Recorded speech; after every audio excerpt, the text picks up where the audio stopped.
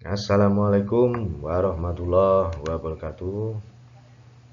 Berjumpa kembali dengan saya, Pak Sena Mahendra, pengampu motor bakar ya. Semoga kabar kalian sehat semua. Amin. Nah, kali ini kita akan membahas dan memahami tentang motor starter. Ya, dimana ya suatu mesin itu nggak bisa mulai hidup atau start dengan sendirinya. Jadi ya mesin itu memerlukan energi dari luar untuk memutarkan poros engkol dan bisa menyala. Nah, dari beberapa cara yang ada, umumnya mobil itu menggunakan motor listrik digabung dengan magnetic switch untuk memindahkan gigi pinion yang berputar ke ring gear ya, yang dipasangkan di bagian luar dari flywheel. Ya, jadi flywheel itu kan ada bagian luar diameternya itu kan ada gigi-giginya, sehingga nanti ketika ring gear berputar, power sengkol juga berputar ya.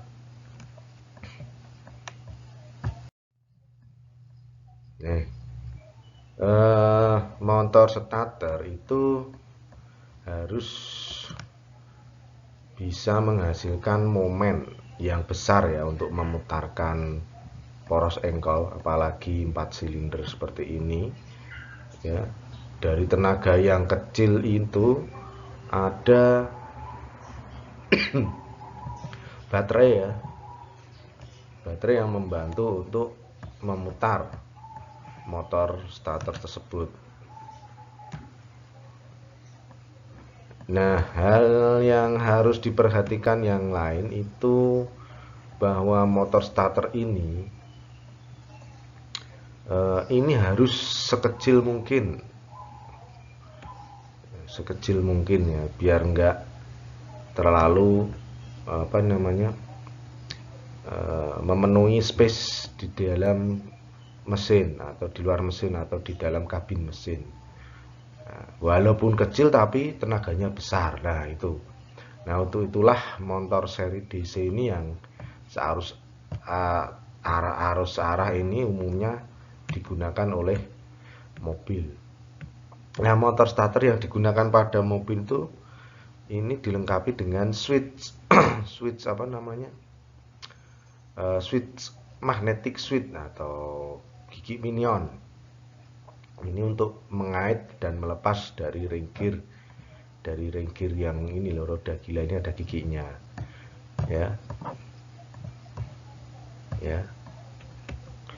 Ini saat ini gitu kita mengenal dua tipe motor starter yang digunakan pada kendaraan atau truk kecil, yaitu ada sistem motor starter secara konvensional dan juga reduksi. Nah, kendaraan atau mobil yang digunakan atau yang dirancang digunakan daerah dingin juga sekarang itu juga menggunakan apa namanya tipe reduksi. Karena apa? Tipe reduksi itu momennya besar, ya ingat. Dan dicatat itu untuk model motor starter tipe reduksi itu momennya lebih besar, dimana ini membantu mempermudah menstart kendaraan pada cuaca dingin. Ya, nggak hanya di daerah cuaca dingin juga, di Indonesia juga banyak mobil-mobil yang menggunakan motor listrik tipe reduksi ini. Ya, pada umumnya motor starter itu digolongkan atau diukur itu berdasarkan dari output nominalnya ya, biasanya dalam bentuk kilowatt. Jadi makin besar output itu kemampuan starternya juga akan semakin besar. Nah, ini merupakan gambar komponen-komponen motor starter. Ada magnetic switch, assembly, adjusting washer, torque, spring, shift lifter, dan sebagainya ya. Namun ada komponen utama yang harus kita pahami dalam motor starter. Yuk kita bahas. Yang pertama, ini ada yoki dan pulkor. Pulkor ya. Ya, yok itu terbuat dari logam yang berbentuk silinder. Ini tuh fungsinya sebagai tempat pulkor yang diikat dengan skrup ini. Nah, pulkor ini berfungsi sebagai penopang field coil dan juga untuk memperkuat medan magnet yang ditimbulkan dari field coil ini ya. Nah, field coil ini tuh terbuat dari lempengan tembaga sehingga memungkinkan mengalirkan arus listrik itu besar dan kuat. Nah, field coil ini berfungsi untuk membangkitkan medan magnet. Nah, pada motor starter itu biasanya digunakan 4 field coil yang berarti itu punya 4 core.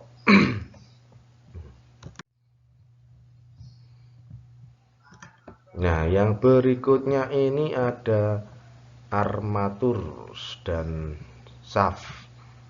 Ini armatur ini terdiri dari sebatang besi yang bentuknya silindris, lalu diberi slot-slot, terus poros ini ya, komutator ya, serta ada kumparan armatur tersendiri ya. Ini fungsinya untuk mengubah energi listrik untuk menjadi mekanik dalam bentuk putaran. Terus di sini ada gambar brush. Brush ini dibuat dari tembaga lunak. Ini fungsinya meneruskan arus listrik yang dari field coil ke armatur coil langsung ke massa melalui komutator ya.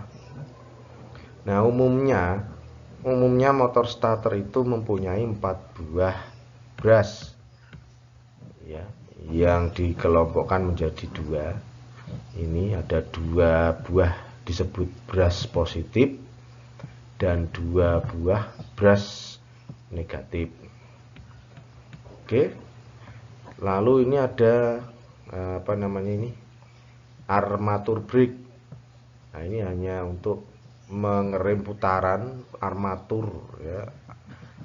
Mengerem putaran armatur setelah dia lepas dari pinionnya itu lepas dari ring gear yang nempel di roda gila atau flywheel.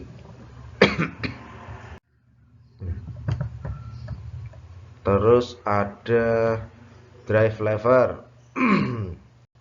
Ini drive lever ya, ini seperti ini. Ini fungsinya ini mendorong pinion gear ini agar berkaitan dengan ring gear yang ada di flywheel serta melepaskan perkaitan pinion gear dengan roda penerus atau ring gear itu ya.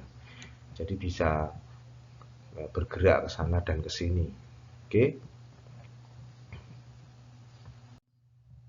Lalu ada starter clutch. Ini starter clutch ini fungsinya memindahkan momen puntir yang dari armatur shaft ke roda penerus atau flywheel itu sehingga bisa berputar ya. Nah, starter clutch itu juga berfungsi sebagai pengaman armatur coil ya, pengaman dari armatur coil bila mana itu roda penerus atau ring gear-nya itu cenderung memutar pinion gear ya. Biasanya kan ketika kita starter Nah, pinion gearnya ini masih nempel di ring gear yang ada di roda gila itu ya. Nah, starter clutch ini fungsinya juga mengamankan ya, agar tidak patah ya. Oke, next ada, nah ini magnetic clutch, magnetic switch, sorry, magnetic switch. Kalau bahasanya itu bahasa bengkel bendik. Nah ya, ini digunakan untuk menghubungkan dan melepaskan pinion gear ke roda gigi penerus atau ring gear, dan dari roda penerus ring gear juga sekaligus ini juga mengalirkan arus listrik yang besar pada sirkuit motor starter lewat terminal utamanya ya. Paham ya? Nah, ini ada gambar cara kerja motor starter ini pada saat switch starter posisi on. Pada saat starter switch on ini starter switch on ini diputar kepada posisi on. Nah, arus yang dari baterai itu mengalir melewati hold in coil. Hold in coil ke massa. Nah, bersamaan arus baterai juga mengalir melalui pull in coil ya. Terus enggak hanya pull in coil, melalui field coil juga, lalu ke massa melalui armatur ya, melalui armatur. Pada saat ini pull in coil dan hold in coil, nah ini membentuk gaya atau medan magnet dengan arah yang sama ya. Nah, karena arus yang mengalir pada kedua kumparan tersebut sama, artinya apa? Nah, kutubnya berarti kan sama. Nah, maka kalau kutubnya sama, kalau medan magnet itu berarti tolak menolak ya. Sehingga iya, karena arus yang mengalir pada kumparan tersebut sama aja. Dari kejadian ini kontak plate atau plunger itu bergerak menutup main switch, sehingga drive lever itu bergerak menggeser starter clip ke posisi yang nantinya ke kiri sini ya, berkaitan dengan ring gear yang ada di flywheel. Nah, kalau dilihat dari arusnya itu dari baterai ke terminal 50, lalu ke terminal 50, terus ke hold in coil ini ya, baru ke massa, terus dari baterai lagi ke terminal 50, lalu ke pull in coil juga, lalu field coil ya, field coil, armatur, ke armatur ini, baru ke massa. Nah,